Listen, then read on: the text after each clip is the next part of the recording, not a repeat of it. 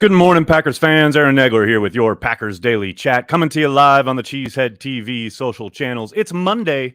It is the start of the Packers summer break. That's right. The players have dispersed throughout the country, if not the world. Probably a few coaches lingering around 1265 Lombardi, but for the most part, it is summer break, people. I hope you all had a great weekend. I know I did. Spent yesterday afternoon with my daughters there at Astoria Park. Had just a gorgeous day down by the river. Hope you all had a phenomenal weekend wherever you are. Happy to announce that we here at Cheesehead TV have once again partnered with Ticket King. That's right.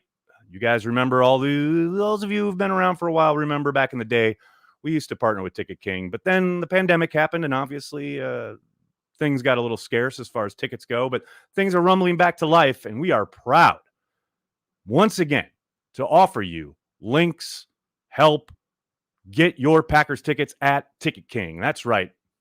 Ticket King has been based in Wisconsin since 1992. Their Green Bay location is just across the street from Lambeau Field, making it very easy to buy and sell Packers tickets. Ticket King has an A-plus rating from the Better Business Bureau and are members of the National Association of Ticket Brokers. Most importantly, they are staffed with experienced, friendly, and knowledgeable folks that can help put groups together and offer advice. And your business is truly appreciated by each and every person at Ticket King. Everyone at Ticket King is happy to help customers find just the right tickets for Packers games, from larger groups to single tickets, home and away. They also partner with local Green Bay businesses for tailgate and bus transportation to the games. They are open on game day for last-minute tickets, upgrades, and they even have a drive-through window. So make sure you check out Ticket King. And yes, you can. Check it out. Look at this. Go to the Cheesehead TV app. Look at the schedule. Any one of the games has a link to Ticket King to buy tickets for that particular game. So, you're out and about and the mood suddenly strikes you, maybe with some friends, and you're talking about the season upcoming, and you're like, you know what? We should go to that game. Well, you can go to Cheesehead TV, and it will 100% help you get those tickets at Ticket King. So be sure to do it, people. Check out Ticket King. The link to Ticket King is in the description of this video. Get on it, people. Get your Packers tickets. Hello to everybody in the comments section. Good to see everybody. Hope you all had a great weekend. Michael's starting us off with a super chat. What's up, Michael? How you doing? There's a collie puppy in the Zankel crib today, Nagler. Oh, my goodness. A collie puppy. No puppies. No puppies. That's a rule. Not in the Nagler house. Timbo Slice. Ticket King, the GOAT of Packers tickets. I mean, clearly, obviously, we all know this. Cheesehead TV needs a beer sponsor. Alex? All I can say is stay tuned. Woo-hoo. In the business, that's what we call a tease. What's going on, Dennis? How are you? Good morning, Nags and fellow Cheeseheads. What's up, New York Cheesehead? What's up, John? How you doing? Brandy, good morning. Brandy, I love everyone else gets in the chat, right? And I know it's the depths of the offseason, so people are chilling. There's not a whole lot going on. And everyone else is saying hi. How was your week? Dude, they're talking about the dog or whatever. Brandy comes up in here and is ready to talk ball every single time. I love it. Adams and MVS had 14 touchdowns between the two last year. Who is going to make this up? Excellent question. I would suspect you're going to see a pretty significant uptick in the distribution of touchdowns from wide receivers to running backs. I think both Aaron Jones and A.J. Dillon will see a few more touches and a few more opportunities in the red zone, which should most likely give them an opportunity to get into the end zone.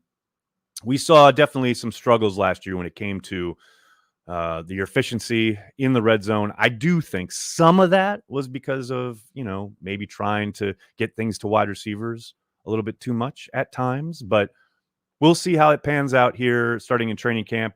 Maybe they make some adjustments as far as, who they want to focus on down there in the red zone. But, the big shot plays to MVS, I think those will be few and far between, although who knows, maybe Christian Watson or Romeo Doubs comes up for those. But I do think in the red zone, you're going to see an uptick from the running backs. And of course, yes, maybe a bit of focus on tight ends. I think more than anything, you're going to see much more diversity as far as who they're targeting in the red zone, as opposed to those two gentlemen. What else we got, folks? What else we got? Big B is here. What's up, Big B? Did you have fun on your Father's Day? Did your daughters have you gifts? Yes, Randy, I had a great time, and my daughters got me a ton of fun stuff. It was a really good time. Why does Ken Lass have to be the one to be a downer? Just when I'm convinced that the Packers D won't allow any TDs this season, he's got me convinced that they'll disappoint. Fred, I mean, look, it's the offseason, right? And we're all kind of just waiting for training camp to start. And Ken, yeah, is totally right to kind of like try to pump the brakes of expectations on the defense. I've got no problem with that. I mean, I'm not going to do it. I'm here. They're going to be a top 5 defense. They're going to smother opponents. But of course, they haven't, played it down, haven't given up a yard yet. That's really easy to do. But, until then, we are in pre-camp mode, right? And in pre-camp mode, everything's great. Packers are going 17-0, going to the Super Bowl. Come on, it's pre-camp, baby. But I get it. I get where Ken is at. And look, we might get to camp and things might look bad and I might change my expectation. But until then, it's pre-camp, baby. Timbo Slice, what's up, man? Thanks for the super chat. This month between OTAs and training camp is always slowest part of the offseason for me, just ready for football. Every year, baby. But look, it's necessary, right? Got to take this downtime, appreciate everything going on in your life, and then kick it off for football season and say goodbye to all that. That's how I operate anyway. Big B says Tyler Davis is going for 30 touchdowns this year. Book it. Big B, I mean, I've never known you to be wrong, sir. So I'm down with it. Dustin, thanks for the super chat. Only Packers fans would make YouTube videos about the release of their third string QB. The legend Kurt Benkert will be missed. Hashtag St. Bernard fun. It's funny because I saw a bunch of videos that were made about Benkert being released. And, I think part of that is, yes, indeed, how much he connected with fans through social media. There's no doubt about it, right? I talked about it on the radio on Friday. I think he was very unique in that regard. So it's not surprising to me. That said, there's a reason I only made a short about it and not a full video. He's a third string QB. I mean, I love Kurt, love what he represented, love how he handled himself as a member of the Green Bay Packers. But, apparently, they like Etling a little better. It's a third QB. It ain't that big a deal. Thanks for doing this for Packers owners and fans. Kurt Meister, you're welcome, buddy. Not a problem. Benkert knows how to bow out gracefully. I hope Rodgers took notes. Ooh, Brandy, burn, man. I mean, the circumstances are a little different, but I hear you. Any movement on the BJ Raji front? Only that no one can. Hey-oh. Man, miss some BJ Raji, man. Mm-hmm. What else we got here? Better kicker, Crosby or Horning? Oh, wow. Brandy going deep here. I'll go with Crosby just, though. Think we'll ever see the Packers on Hard Knocks? I know it can be a distraction, but, man, I'd love to see the Packers behind the scenes a little bit. Dell, I would be absolutely shocked if it ever happens while either Mark Murphy's in town or Matt LaFleur. I know both of them are pretty anathema to the idea. So, yeah, I know Matt does not want anything to do with it. So as long as they keep making the playoffs, they won't have to worry about it. The league can't compel them as long as they're a playoff team. Please, no Hard Knocks, right? It opens a spot for someone who might actually play. Gary, I believe you're talking about the release of Benkert. I mean, possibly. They are at 89 at the moment, so we'll see if they pick someone up to fill out that 90th spot on the offseason roster. Kevin, thoughts on the edge depth after Preston and Rashawn? I think Rodgers put it best when he was talking about the wide receivers. Short on production, long on potential. Yeah, we'll see. Maybe the rookie brings something. Randy Ramsey had a really strong start to camp last summer before he went down. Who knows? Maybe they find a gem in the undrafteds. Yeah, long way to go. Maybe they pick somebody up during camp, even right before camp. I suspect they're going to see what they got first. But, yeah, I mean, you can't have ultimate depth at every single position. That's just roster building in the NFL. And, yes, after Gary and Smith, there are a lot of question marks. But those question marks are going to have to turn into exclamation points starting in training camp. No doubt about it. I'm not going to lie. I thought Benkert would remain as a third stringer. Well, now someone else probably will remain as a third stringer. Here's the thing with Kurt. I thought he was a real gamer. I thought in the preseason, he looked a hell of a lot better than he looked in training camp. The camp practices, were real up and down. You got into games though, and I thought he really came alive and made plays. The one play outside the pocket, that only was it the only preseason game in Lambeau last year. He's got some talent, some tools. Not a great practice guy though. He looked rough in practice at times. Now, how much of that factors into that decision, I have no idea. But obviously, they liked what they saw Etling a little more than what they saw from Kurt. And look, this is not Kurt's first rodeo. He's undoubtedly, unfortunately, used to this at this point. I know it's rough. He's got a young kid. Probably makes it a little harder at this time in his life, but he's a pro, and I think he handled it like a real pro. And I do hope he catches on someplace. The guy belongs on a roster. Guy belongs in the NFL. But we'll see. Quay could be at the edge at times. Steven, 100%. No doubt about it. We already saw some of that during the OTAs and mini camps. We'll see how much they kind of practice that or game plan for it once training camp rolls around. Look, they may look at it and decide that ain't it and never use it. But I know he did some of that at Georgia, and you got to think the Packers are at least intrigued enough to try it. Like I said, they've started it in shorts. We'll see what happens when the pads come on. But yeah, I mean, that's certainly one option, something they're no doubt going to take a look at. Oh, look at this. We got spam in the chat. All right. Bye-bye.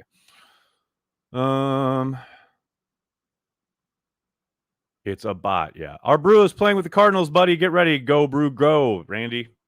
How about those Brewers sweeping the Cincinnati Reds? I mean, it's one of the worst teams in baseball. They better sweep them, especially after they, dropped how many to them earlier this season.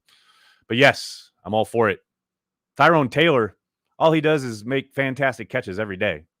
Love that guy.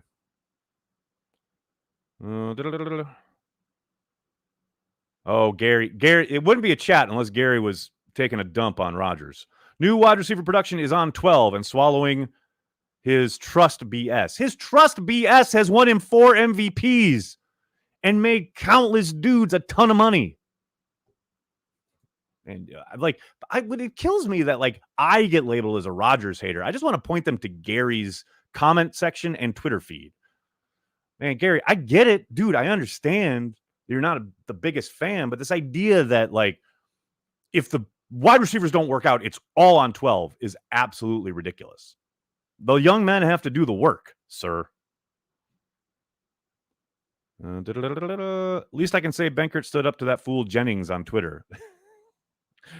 Yeah, that was interesting. And I do think I think I said this in my video. One of the things that I think endeared Kurt to a lot of Packers fans was the fact that he, wasn't afraid to go after people, whether it was Greg Jennings or Mike Florio, which I really think Packers fans appreciated. That said, I'm not so sure how much that was appreciated inside 1265 Lombardi. You guys know how buttoned up that outfit is. I got to think, and I don't think that's why he got released, but I do think, an organization that likes to keep everything in-house probably didn't appreciate that.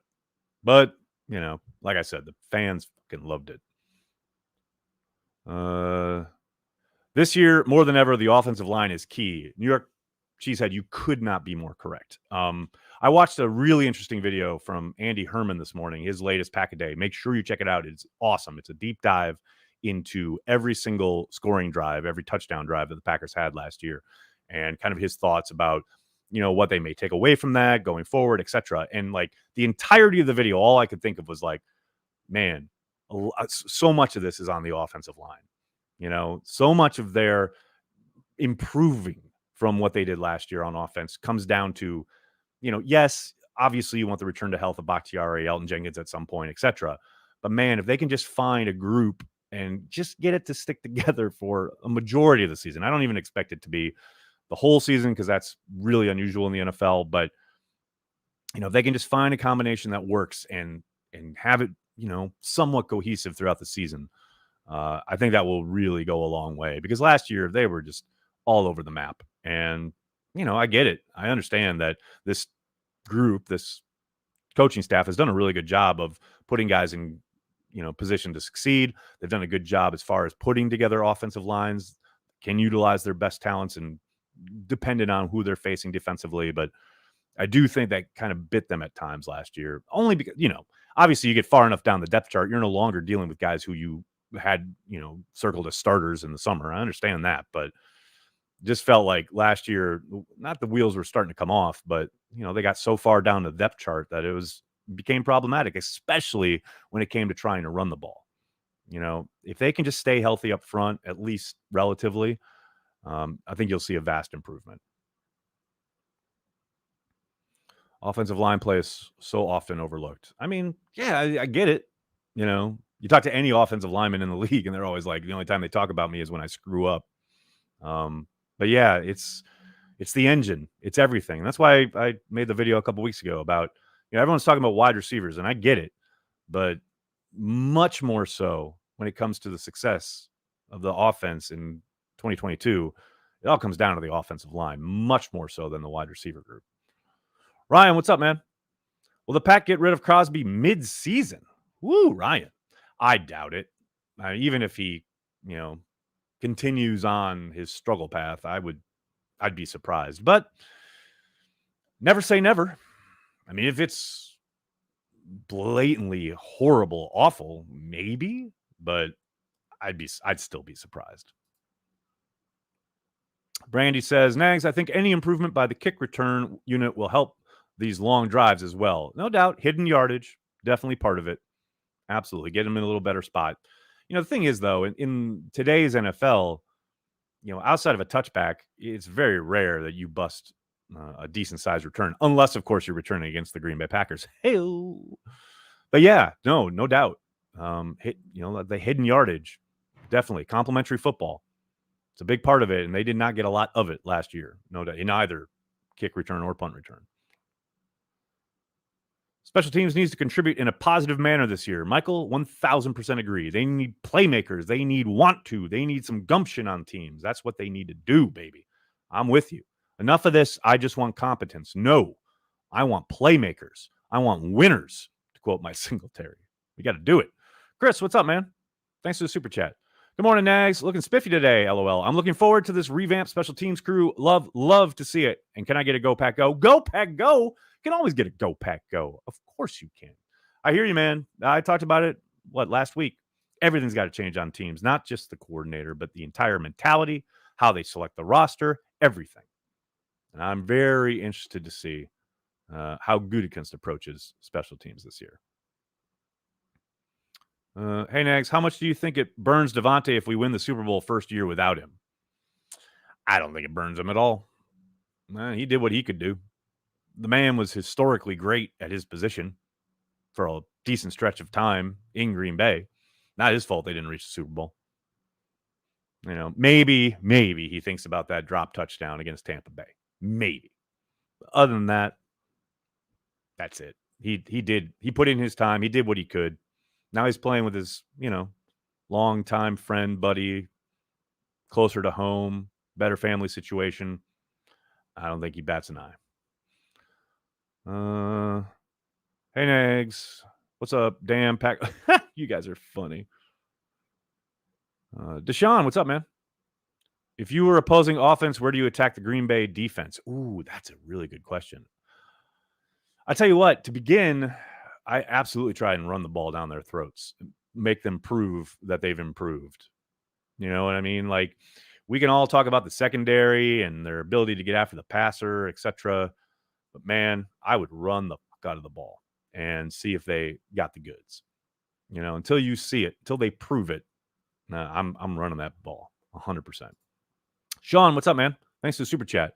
Watching Rashawn come full circle with his work ethic and leadership after all the draft, quote, experts doubted this young man is very fulfilling. Thanks for all you do. Like this video, Cheesehead Nation. Thank you, Sean.